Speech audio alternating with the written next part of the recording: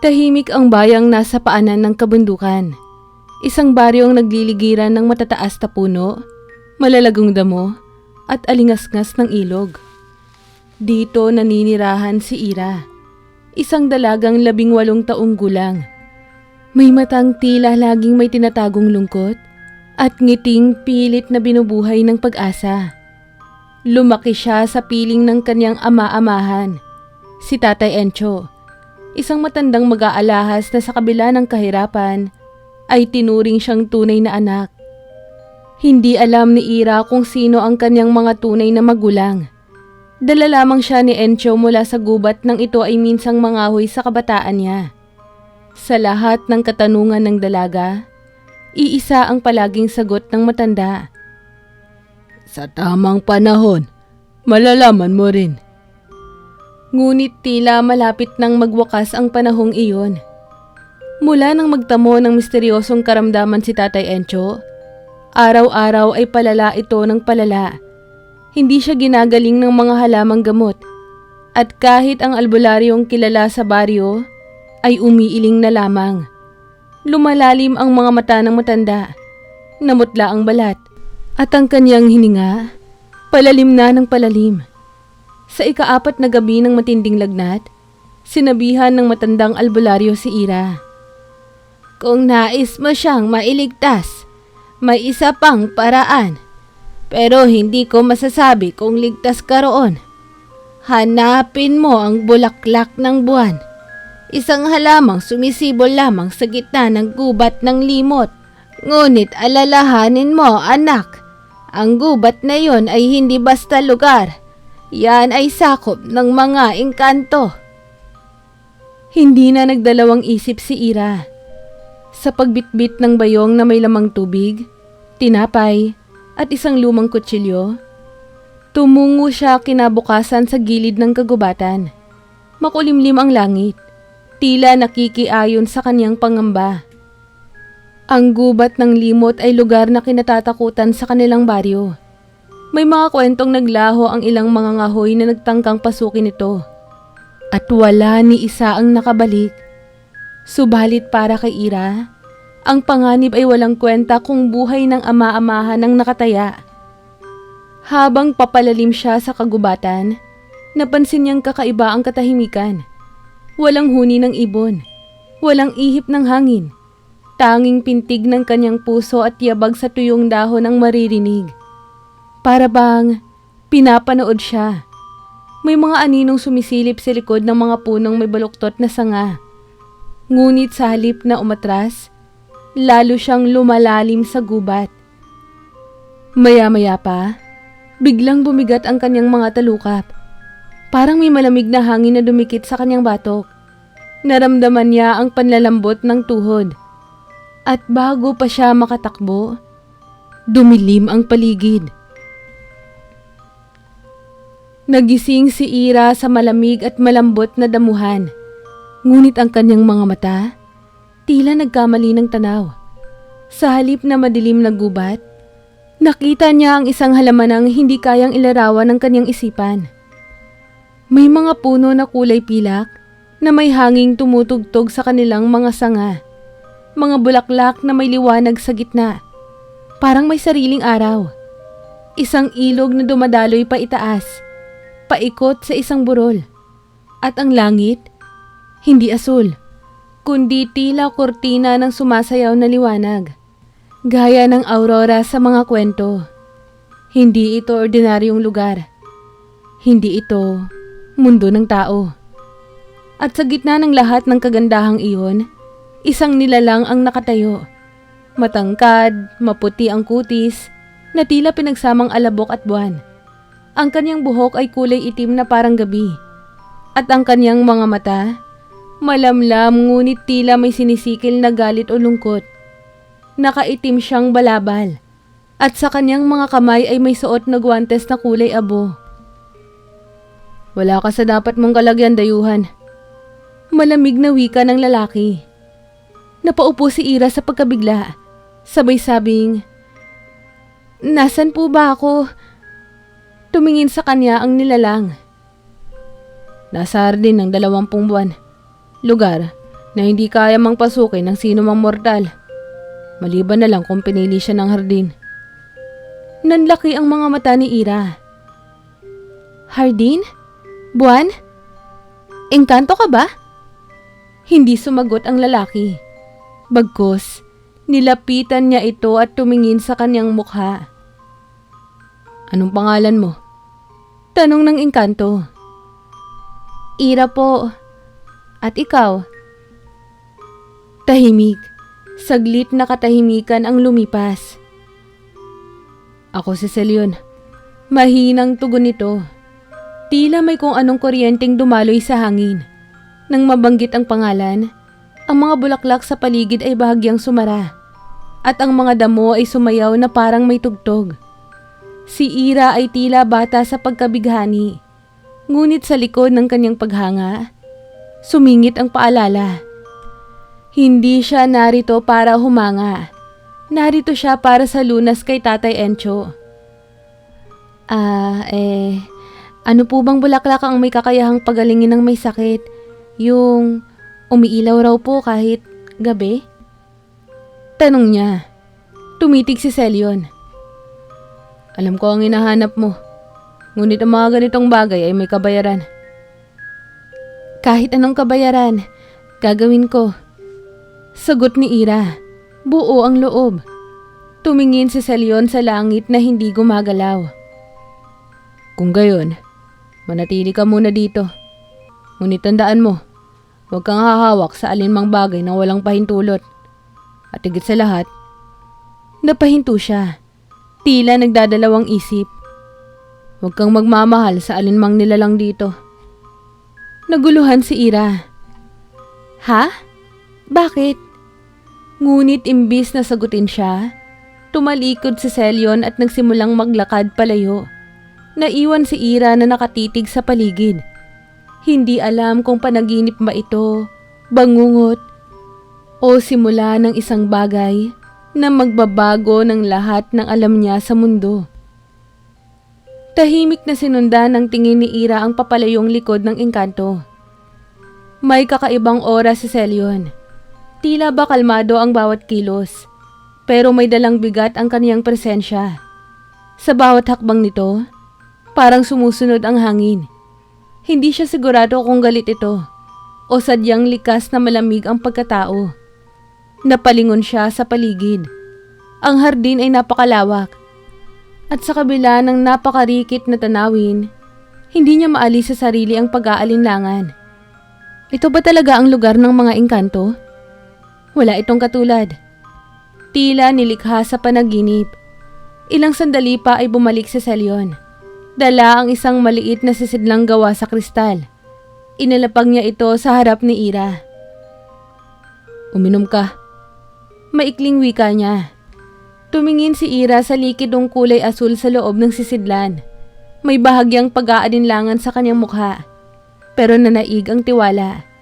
Dahan-dahan niyang ininom ang laman nito. Tumama sa kanyang dila ang malamig na likido na may bahid ng tamis at bulaklak.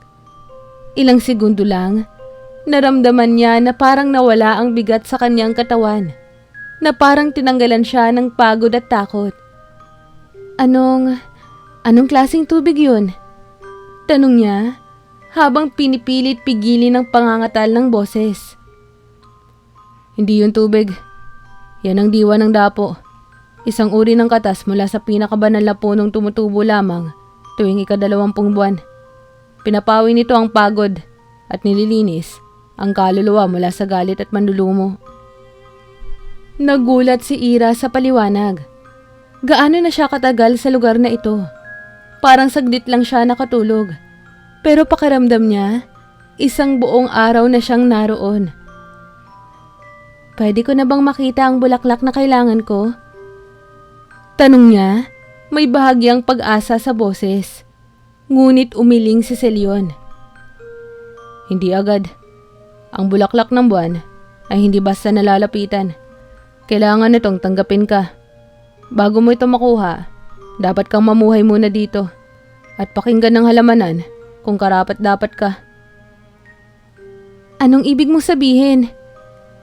Ang hardin ng 20 buwan ay may sariling diwa Nabubuhay ito hindi sa araw o kahit sa ulan, kundi sa balanse ng damdamin. Kapag may pumapasok dito na may mabigat na layunin o may pusong mapang-imbot, binabalik sila ng hardin sa kanilang mundo o tuluyang kinakain ng lupa. Napalunok si Ira. At ako? Tahimik ang hardin sa pagdating mo. Hindi ka tinaboy. Ibig sabihin, pinayagan kang manatili. Pero hindi yun sapat.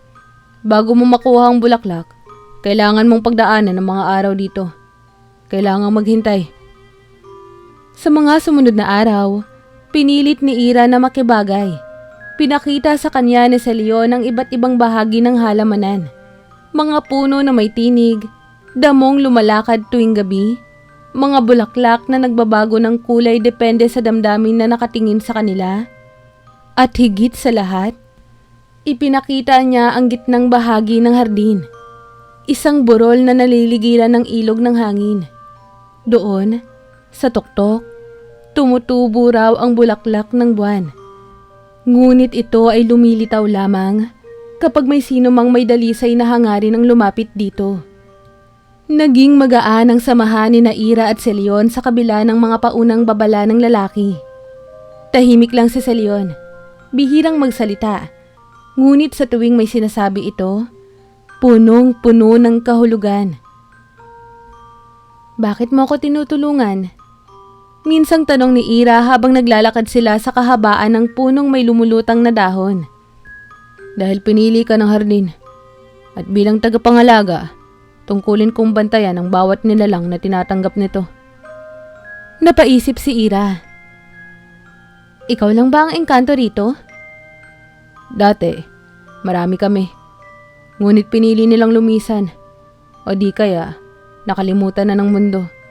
At ako na lamang ang natira upang panatilihin ang balanse.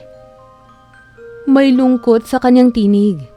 Si Ira, bagamat hindi niya lubos na nauunawaan ang nararamdaman ng nilalang na ito, ay nakakaramdam ng pagnanais na mapalapit dito.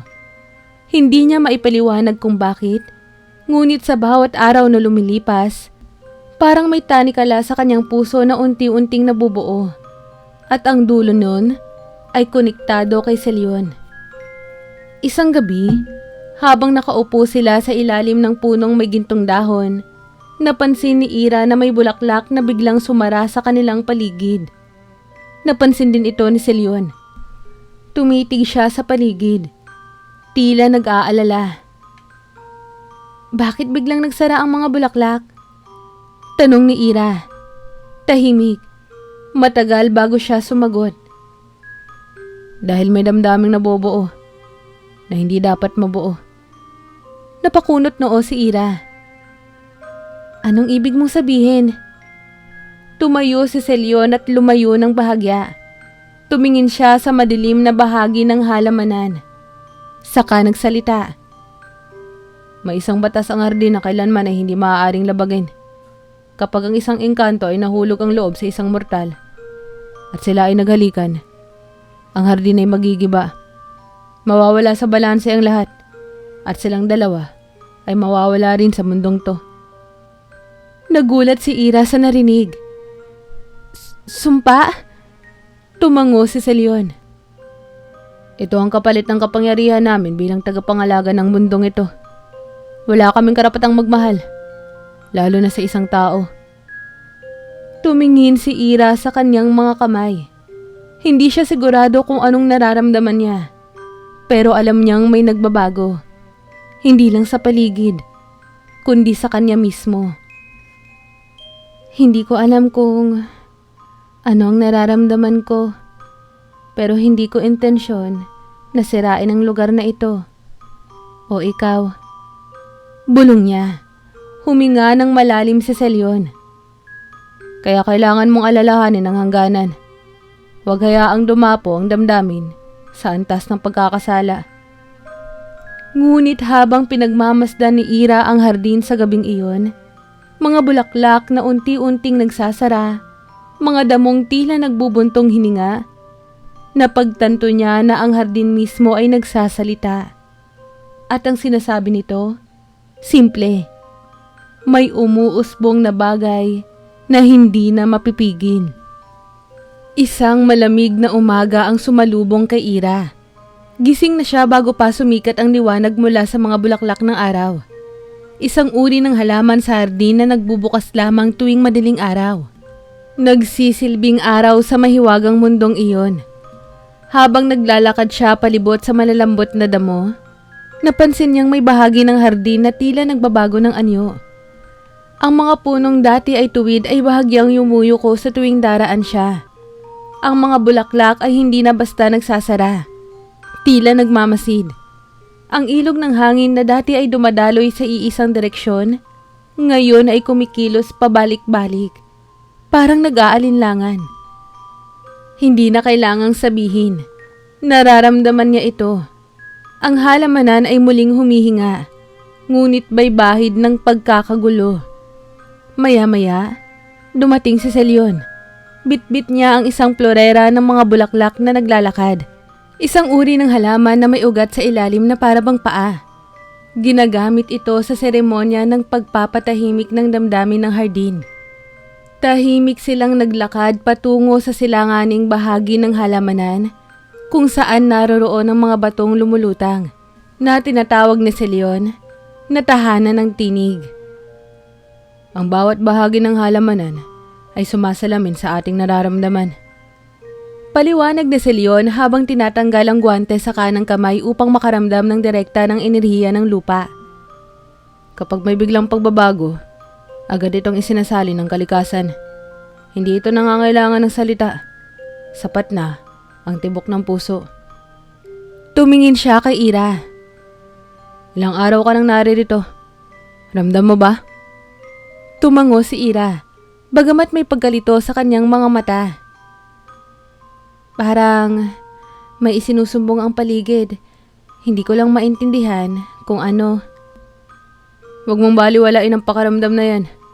Bawat bulaklak ay saksi sa kung ano ang tinatago mo. Kapag naramdaman nila na may nagbabantang damdamin, kusa silang magsasara. At kapag tuluyang nagsara ang puso ng hardin, saka ito magsisimula ng pagkawasak. Napalunok si Ira. Sa dami ng kahanga-hangang bagay sa paligid, nakakalimutan niya na ang kagandahang iyon ay delikado rin. Lalo pa ngayon na sa kanyang puso ay may unti-unting bumubukadkad. Isang pakiramdam na hindi niya maipaliwanag. Ngunit alam niyang patungkol kay Celion.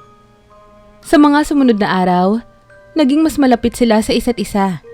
Si Celion, na dati ay laging seryoso at tahimik, nagsimulang tumawa sa maliliit na biro ni Ira.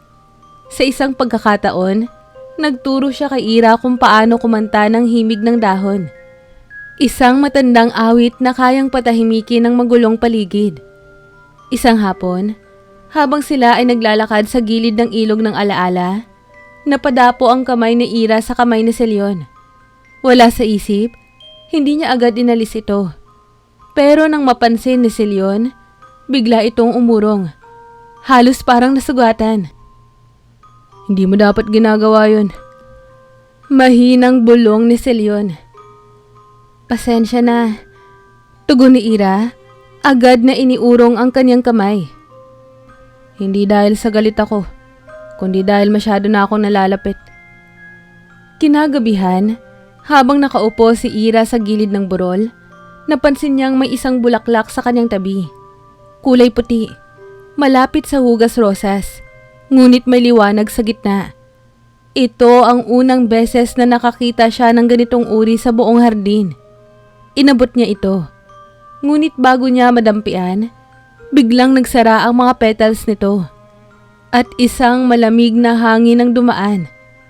Paglingon niya, naroon si Celion, tahimik, nakatayo sa likuran. Yan ang bulaklak ng dalangin. Lumilitaw lamang kapag ang isang nilalang ay nagnanais ng higit pa sa dapat. Sa tuwing may pusong naguguluhan sa pagitan ng pagsunod at damdamin, umuusbong yan. Tumingin si Ira sa bulaklak na ngayon ay nakasarado na. Patawad kung ako ang dahilan. Hindi agad sumagot si Celion. Sa halip, napaupo siya sa tabi niya. at tumitig sa langit ng hardin na isang telang may liwanag at alon. Hindi kita sinisisi. Hindi mo kasalanan kung ang puso mo ay tumutugon. Ang kasalanan ko ay pinayagan kong mapalapit sa'yo. Pero, hindi ba tayo ang gumagawa ng sarili nating kapalaran? Bakit may mga batas na kailangang sumira ng pag-ibig? Kung may damdaming totoo, bakit kailangang pagbayaran ito? Tumingin si Celion sa kanya. Ang mga mata ay puno ng lungkot na matagal nang kinikimkim. Dahil hindi lahat ng pagmamahal ay inilaan upang mabuhay. Ang ilang damdamin ay nilikha para lamang maging aral. At ang halik ng isang engkanto sa isang mortal, isang pagkakasalang kailan may hindi pinatawad ng kalikasan. Tahimik ang paligid. Walang gumagalaw. Pati ang mga punong dati ay sumasayaw ay ngayon ay tila naghihintay ng kasagutan. Sa gabing iyon, hindi makatulog si Ira. Sa bawat hakbang niya sa paligid, ang mga bulaklak ay dumadapa. Ang mga damo ay humahaba at umiikot. Para bang ang hardin ay sumasabay sa pagkalito ng kanyang puso. Hindi niya mapigilan ang pagtanong.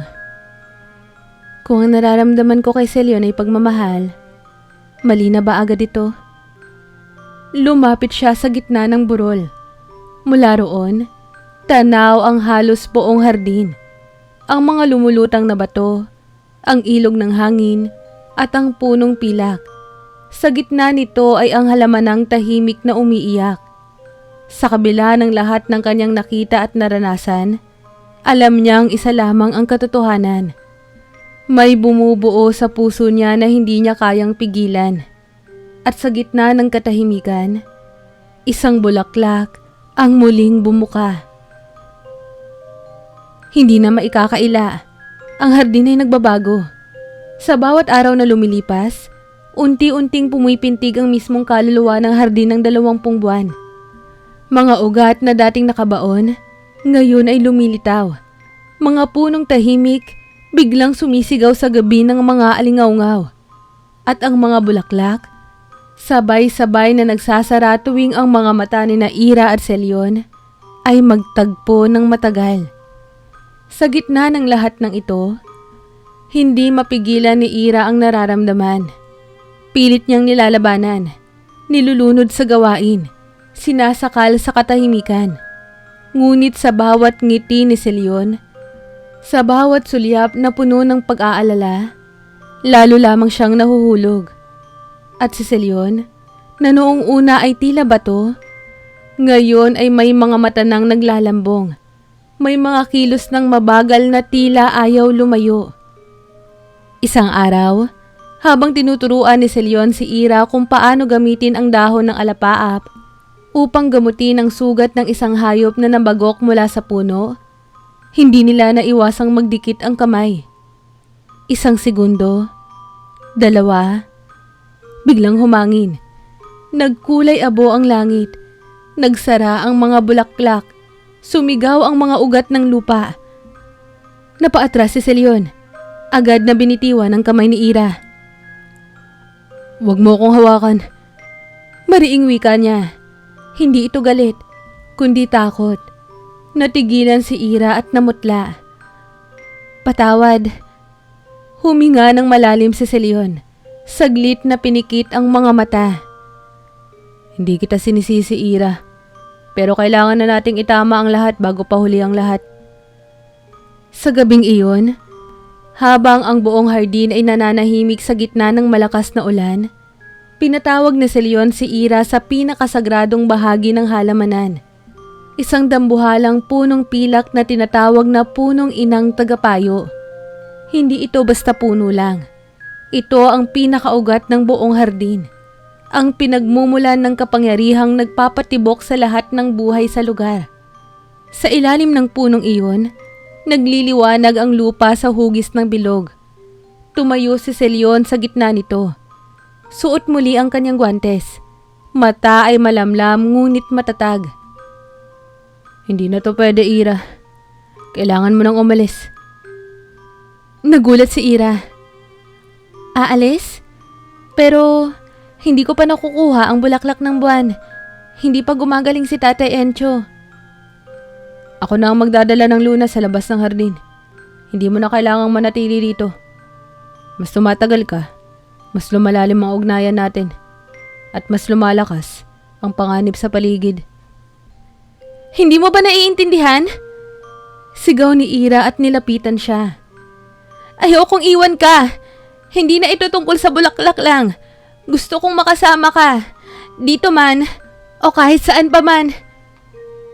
Umiling si Celion na natiling hindi gumagalaw. Kapag pinili mo akong mahalin, sinira mo ang sarili mong mundo. Kapag pinili kitang mahalin pabalik, masisira ang sa akin. Sumandal si Ira sa punong pilak. Ang kanyang boses ay bahagyang nanginginig. Hindi ba't sabi mo, ang hardin ay tumatanggap lamang ng mga karapat-dapat? Bakit ako pinapasok kung masama pala ang damdamin ko? Dahil hindi masama ang magmahal. Sagot ni Celion, sa wakas ay lumapit sa kanya. Pero masama kapag hindi ito sa tamang oras, sa tamang mundo. Ang damdamin natin, Ira, ay tulad ng halik ng ulan sa apoy. Hindi ito maiiwasan, pero palaging may kapalit. Kinabukasan, habang pinipilit ni Ira na ayusin ang ilang mga halamang nawala sa tamang lugar, bigla siyang nilapitan ni Amano. Isang engkanto mula sa silangang hangin. Sugo ng mas matataas na nilalang ng kalikasan. Nakasuot ito ng itim at puting balabal at may mata ng usal na niebe. Walang init, walang awa. Si Celion ay nagkasala. Hindi niya pinalayas ang mortal sa kabila ng pagbabanta ng pagbagsak ng balanse. Kung hindi ito maaayos sa loob ng 3 araw, kukunin namin ang kanyang posisyon bilang tagapangalaga. Malamig na sabi nito. Napamulagat si Ira. Walang kasalanan si Celion. Ako ang may sala kung may malimang nararamdaman. Hindi mo ba alam? Sagot ni Amano. Nilapitan siya. Hindi lang siya ang mawawala.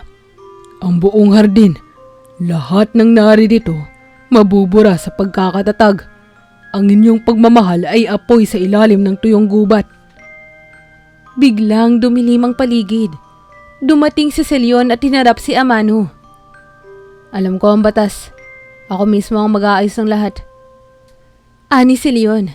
Pagkatapos ay tinignan niya si Ira. Ang mga mata niya ay tila nagsusumamo.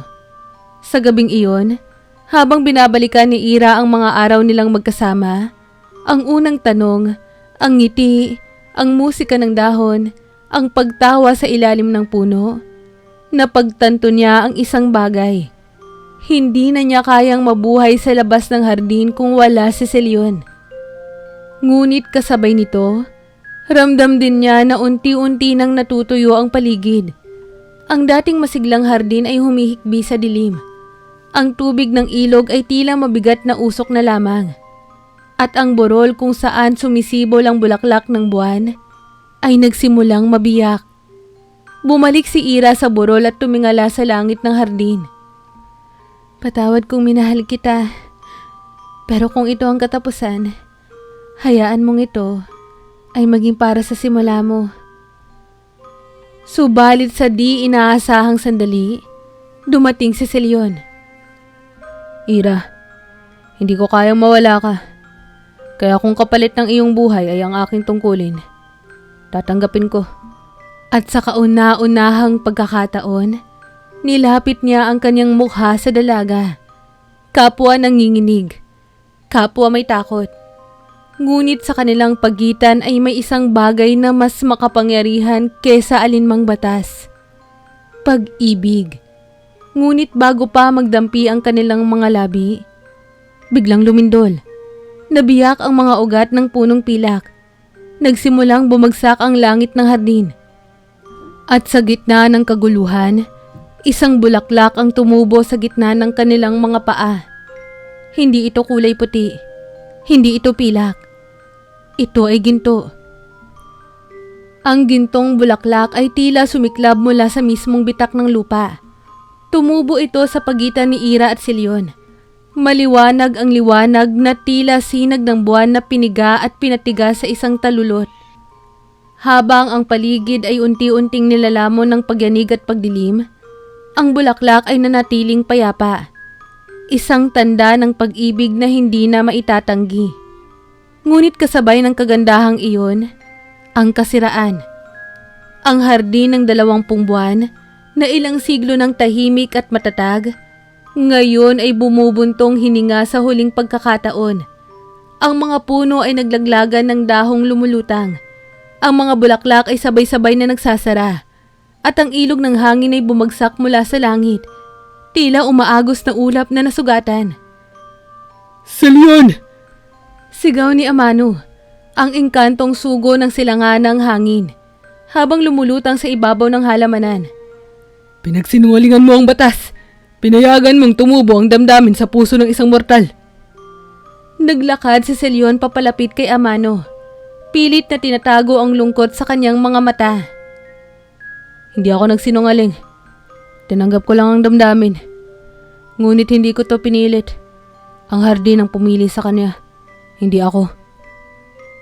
Sumigaw si Amano at sa isang iglap, bumuka ang langit ng halamanan. Mula sa itaas, bumagsak ang liwanag ng parusa. Mga gintong kidlat na tila galit ng kalikasan. Hinila ni Selyon si Ira. Tinakpan ang kanyang katawan habang ang kidlat ay sumabog sa malapit. Hindi ko hayaan na masaktan ka. Bulong niya sa tenga ng dalaga. Pero masisira ang lahat. Sagot ni Ira, nanginginig sa takot at damdamin.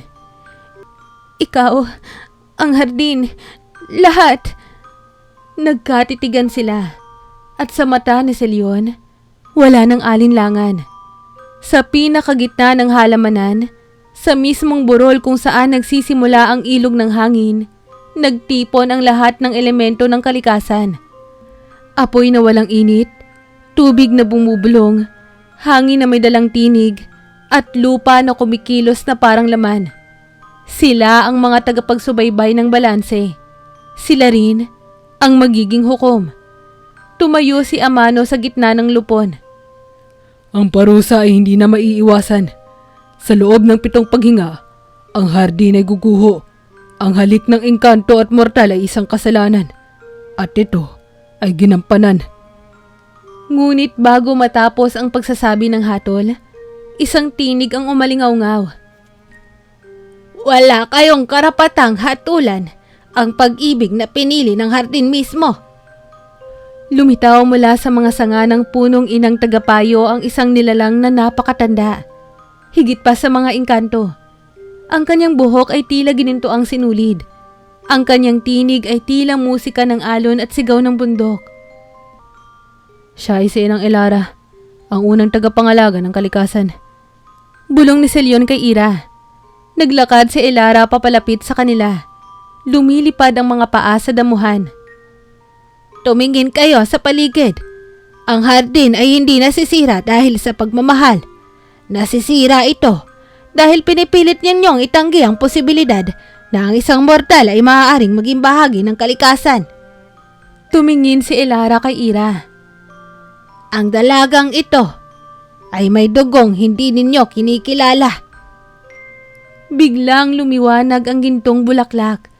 Mula sa gitna nito, umangat ang isang liwanag na bumalot sa katawan ni Ira. Napapikit siya. At sa kanyang harapan, tumambad ang mga alaala ng isang babae na mukhang siya. Tumatakbo sa gitna ng kagubatan. Nakikipag-usap sa mga puno. Tumatawa sa hangin. Ang babaeng iyon ay ang kanyang ina. Pinanganak ka sa pagitan ng 2 mundo, anak. Dugo ng tao, hininga ng kalikasan, isang tagapagbalik ng balanse. Napamulat si Ira. Ako? Isa rin akong engkanto? Umiling si Elara. Hindi, masigit pa. Isa kang Aneria, isang mortal na may ugat ng engkanto. Isa kang tulay ng 2 mundo. Nagulat si Selyon. Hindi ko alam. Ngumiti si Ilara. At hindi mo kailangang malaman dahil hindi ikaw ang pumili sa kanya. Ang hardin mismo ang tumanggap sa kanya. At ngayon ang iyong pagmamahal ang magiging susi.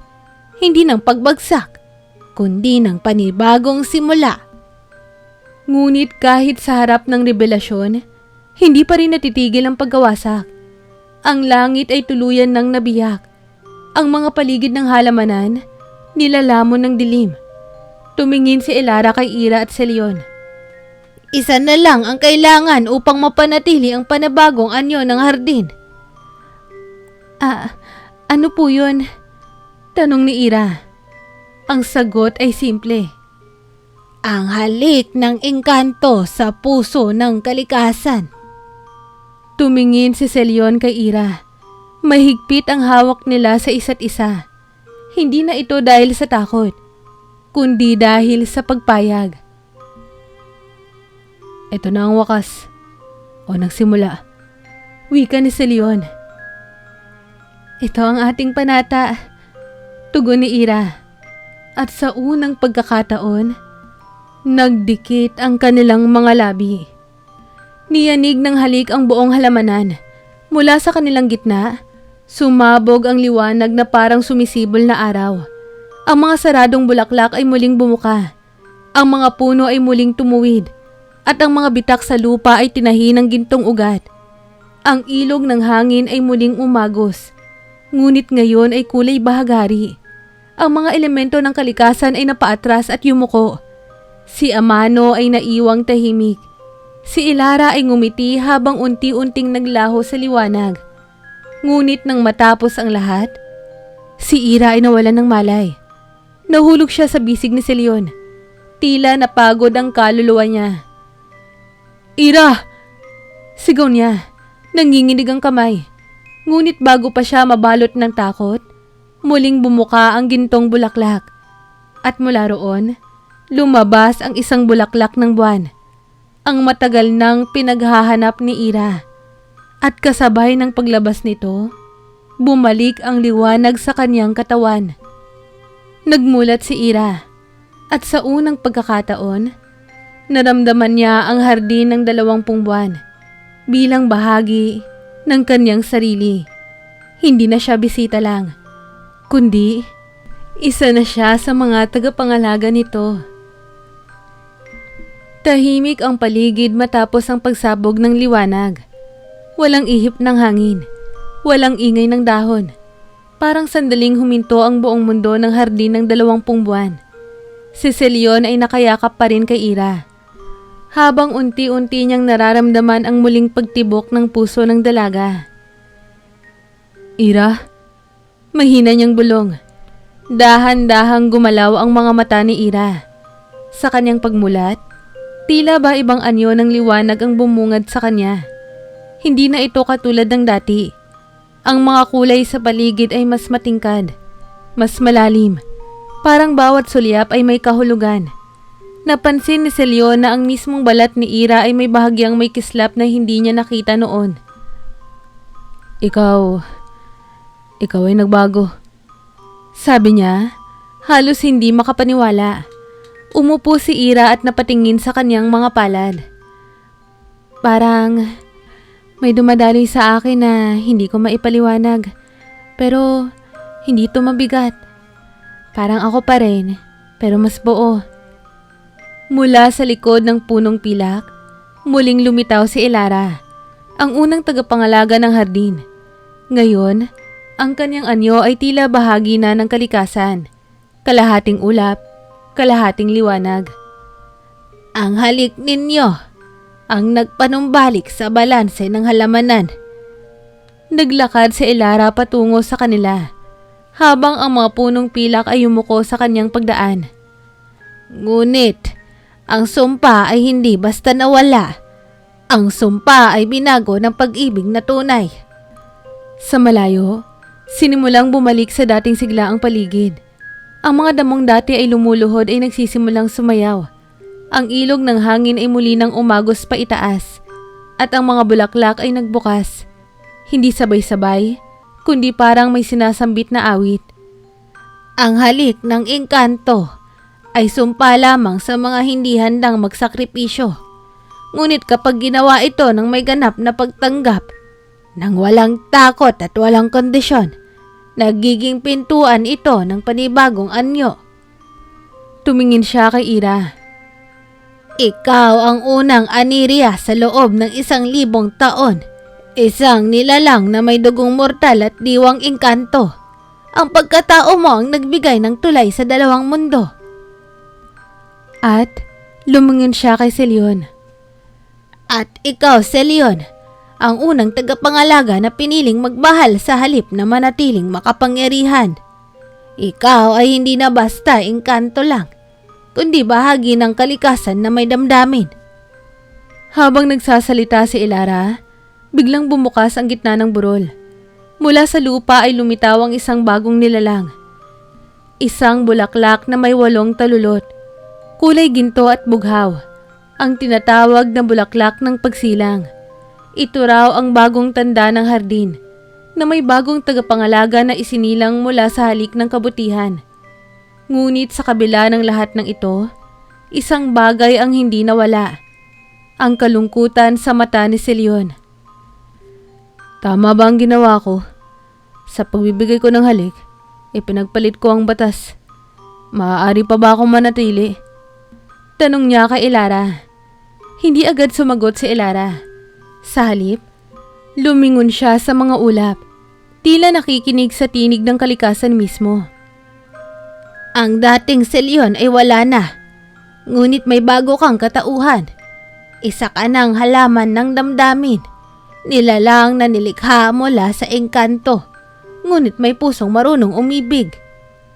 Napatingin si Celion kay Ira, na ngayon ay nakatitig sa kanya ng may kakaibang kislap sa mata, ng pag-unawa, ng pagtanggap, at ng pag-asa.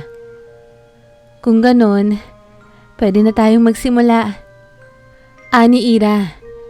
Sa araw ding iyon, dinala ni Ira ang bulaklak ng buwan sa hangganan ng halamanan. Sa tulong ni Celion, binuksan ang isang agwat sa pagitan ng dalawang mundo. Isang pinto ng liwanag na may ihip ng sariwang hangin mula sa bayan. Sa paglalakad nila palabas, muling binalikan ni Ira sa isip ang lahat. Ang kanyang pagkagulat, ang takot, ang pagtanggap ng pagmamahal, at ang halik na sinasabing katapusan, ngunit naging simula. Pagdating niya sa baryo, sinalubong siya ng albularyo at ng mga kapitbahay na halos nawalan na ng pag-asa. Ngunit nang ipinahid ni Ira ang dahon ng bulaklak sa noo ni Tatay Encho, unti-unting bumalik ang kulay sa mukha ng matanda. Dumilat ang kanyang mga mata, at sa unang pagkakataon, sa mahabang panahon, sumilay ang ngiti sa kanyang mukha. Ikaw ba yan, anak? Tanong ng matanda. Napaiyak si Ira. Oo, Tay. Bumalik po ako. At may dala akong himala. Sa mga sumunod na araw, naging usap-usapan sa baryo ang milagrong nangyari. Ngunit si Ira ay tahimik lang. Hindi niya kailanman ibinunyag ang buong katotohanan. Dahil ang hardin ay nanatiling lihim para sa mga karapat-dapat lamang. Ngunit tuwing gabi, habang nakaupo siya sa ilalim ng punong mangga sa likod ng kanilang kubo, bumubukas ang hangin. At mula roon, dumarating si Celion. Ngayon ay mas tahimik, mas malumanay, ngunit mas makatao. Sa bawat pagdating niya, nagdadala siya ng maliliit na bulaklak mula sa halamanan. At sa bawat halik na ibinibigay nila sa isa't isa, hindi na ito sumpa. Ito na ngayon ang sagradong pagsilang ng bagong anyo ng kalikasan. Isa kung saan ang pag-ibig ay hindi kasalanan, kundi kapangyarihan. Lumipas ang ilang linggo mula nang maligtas ni Ira si Tatay Encho gamit ang bulaklak ng buwan. Muling bumalik sa sigla ang matanda. At sa tuwing titingnan si Ira, may halong pagtataka sa kanyang mga mata. Parang batid niyang may mabigat na lihim ang kanyang anak-anakan, ngunit pinipiling wag usisain. Hindi na bumalik si Ira sa dating tahimik at simpleng pagkatao. Sa kabila ng kanyang panlabas na katahimikan, nabuhay ang isang bagong era sa loob niya.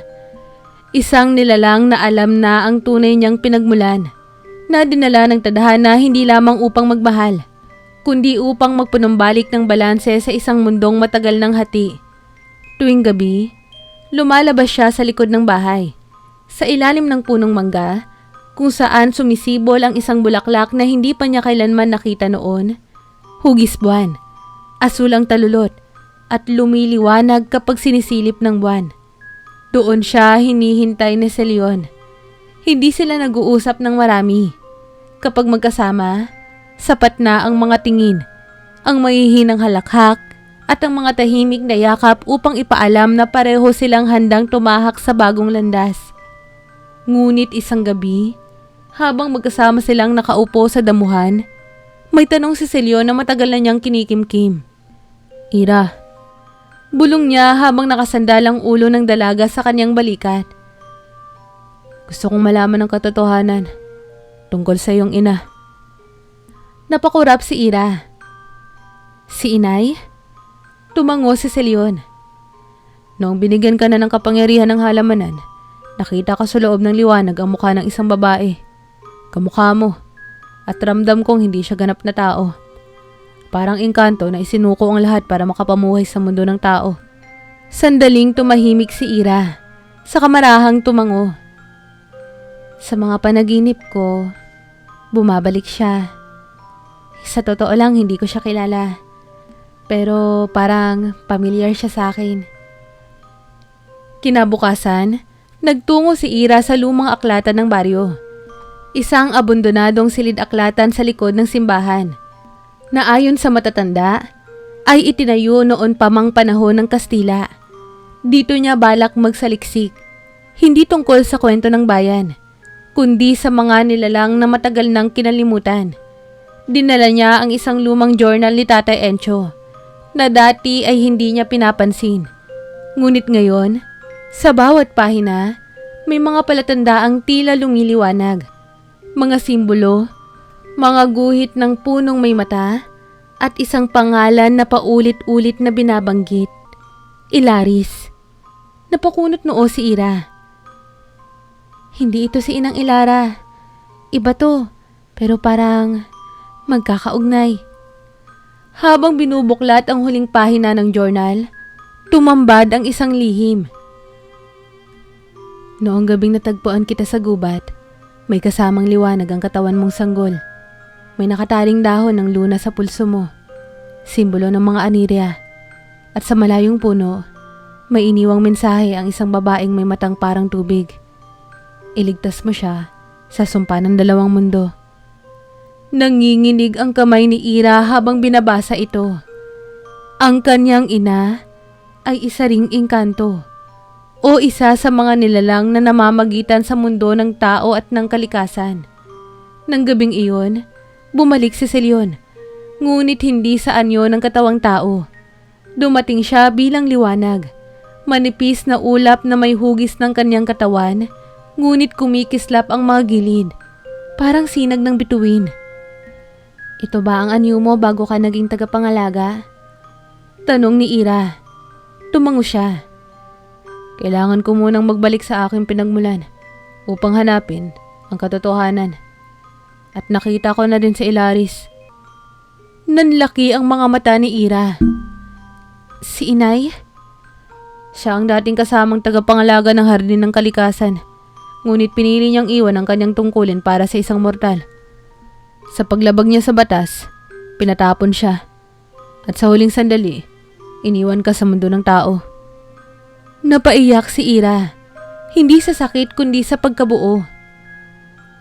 "Kaya pala, palagi akong parang hindi tugma sa mundo, kasi kalahati ko ay isa pang daigdig." Lumapit sa kanya si Celion. Ngayon ay muli ng buo ang anyong tao. Tinitigan niya ang dalaga sa mga mata. "Ngayon ko lang naiintindihan. Ang sumpa ng halik ng engkanto ay hindi para sa mga nilalang na tulad natin. Hindi ito ginawa para wasakin tayo, kundi para subukin kung sino ang may kakayahang magmahal sa kabila ng hangganan." Tumingin si Ira sa mga bituin.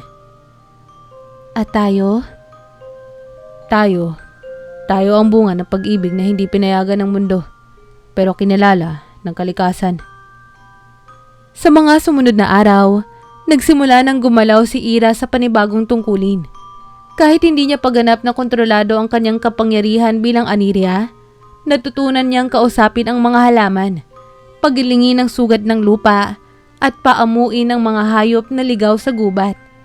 Tuwing madaling araw, bumabalik siya sa hardin ng 20 buwan, kung saan tinuturuan siya ni Celion kung paano pakitunguhan ang mas malalim na bahagi ng kalikasan, ang mga lihim na tinig, ang mga damdamin ng puno, at ang panaginip ng mga bulaklak. Ngunit sa kabila ng pag-usad, alam nilang hindi pa tapos ang lahat. Minsang bumalik si Amano na ngayon ay mas magaan na ang tindig, hindi na galit, hindi na hatol ang kanyang dala. Sa halip, nag-abot siya ng isang ginintoang sanga. Ang konseho ng mga engkanto ay nagpa siyang kilalanin ang iyong papel bilang tagapamagitan. Hindi ka lamang tagapagligtas ng hardin, Ira. Ikaw ay susi sa pagtanggap ng mundo ng tao at ng kalikasan sa isa't isa. Tahimik na tinanggap ni Ira ang sanga. Sa totoo lang, hindi ko alam kung handa ako. Ngunit tumango si Celion. Wala nang ibang mas karapat-dapat, kundi ikaw. Sa dulo ng araw, habang nakaupo sila ni Celion sa tuktok ng burol, tinignan nila ang bagong anyo ng hardin. Mas buhay, mas masigla, mas malalim. Tumingin si Ira sa kanya. Ano ang tawag sa ganitong klaseng pag-ibig? Ngumiti si Celion, saka humawak sa kanyang kamay. Ang pag-ibig na binura ng batas, pero isinulat muli ng kalikasan. Madaling araw. Ang hardin ng 20 buwan ay tila muling isinilang. Wala na ang dati nitong anyo na malamig at tahimik. Ngayon ay nagsasayaw na ang mga liwanag sa pagitan ng mga dahon. Ang ilog ng hangin ay tila nagdadala ng halakhak ng bawat talon at sanga. Sa gitna ng bagong sigla, naroroon si Ira. Nakasuot ng puting balabal na hinabi mismo mula sa mga hibla ng dahon ng alapaap. Sa gisag ng kanyang bagong papel, hindi na lamang bilang tagapagmana ng kapangyarihan, kundi bilang tulay ng 2 mundo. Sa kanyang tabi, si Celion, ngayon ay hindi na tagapangalaga lang ng hardin, kundi katuwang, kapantay, kabiyak, at kapwa tagapagtanggol ng bagong panahon. Bago sila lumisan mula sa baryo, pinuntahan ni Ira si Tatay Encho sa likod ng bahay nila, kung saan ang matanda ay naglalagay ng tuyong dahon sa mga lalagyan ng langis. Anak, alam kong may ibang anyo ka na ngayon. Kahit hindi mo sabihin, nararamdaman ko. Iba na ang pintig ng mundo kapag nandyan ka. Wika ni Tatay Encho. Umupo si Ira sa tabi niya. Hindi kita iiwan, Tay. Laging may bahagi ng puso ko na para sa mundong ito. Ngumiti si Tatay Encho at tinapik ang kanyang kamay. Hindi mo kailangang mamili kung sino ka. Ang mahirap ay hindi ang pagkakaroon ng 2 ugat, kundi ang paniniwalang kaya mong mag-ugat sa parehong lupa. Naiyak si Ira. Hindi na niya kailangang magpaliwanag pa.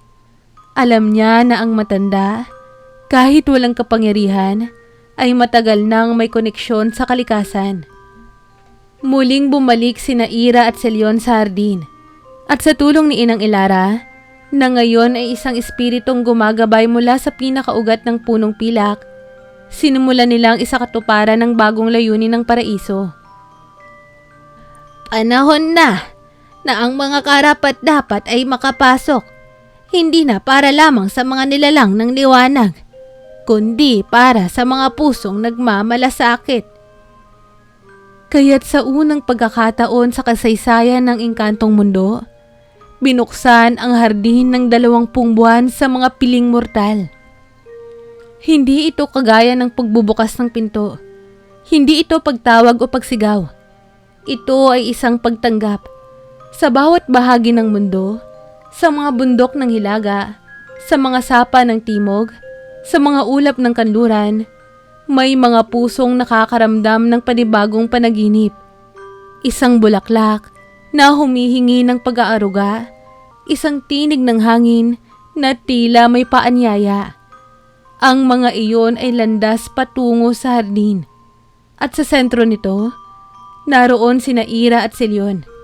Silang dalawa, magkahawak kamay, nagtuturo sa mga bagong dating kung paano pakinggan ang kalikasan, kung paano magmahal ng hindi sumisira, at kung paano tumanggap ng hindi nagsasakim.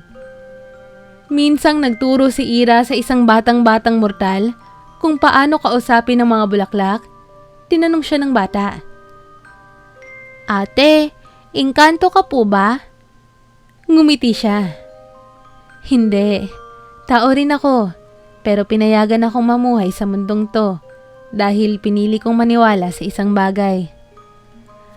"Ano pong bagay?" "Na ang pagmamahal ay hindi dapat itinatanggi kahit sa harap ng batas, hanggat ito ay wagas."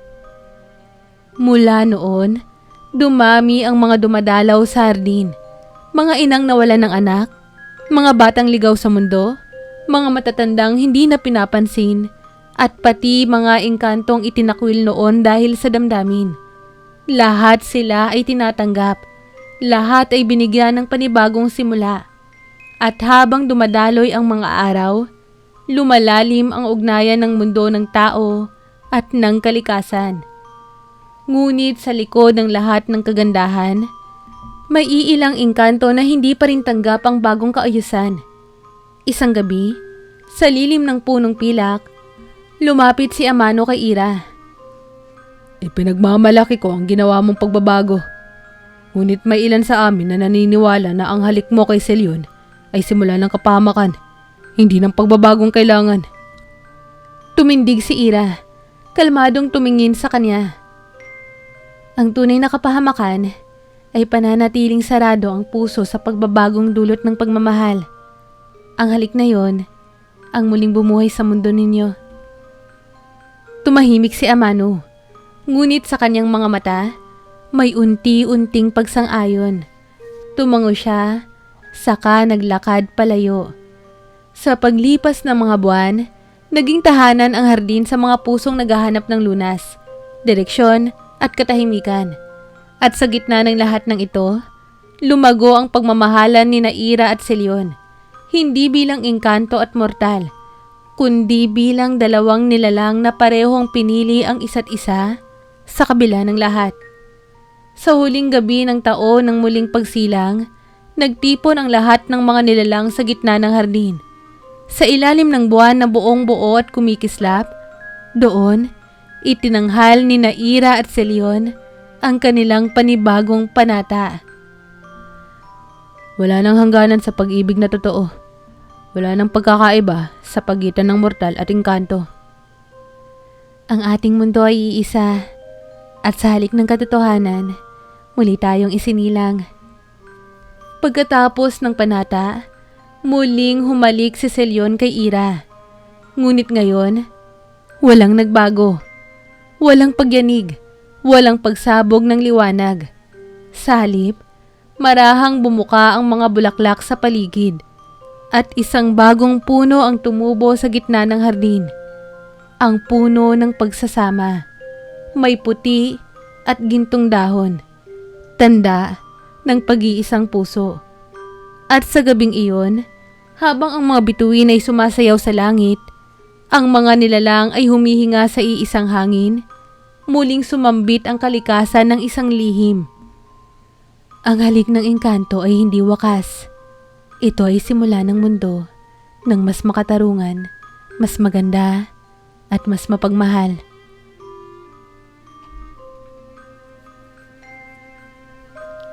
Kamusta po kayo? Muli, maraming salamat po sa pagsubaybay. Huwag niyo po sanang kalilimutang mag-like at mag-subscribe. Hello po sa mga subscribers ko at welcome po sa mga bago kong subscribers. Huwag po sana kayong magsasawang makinig ng mga stories ko. Have a nice day po sa inyong lahat.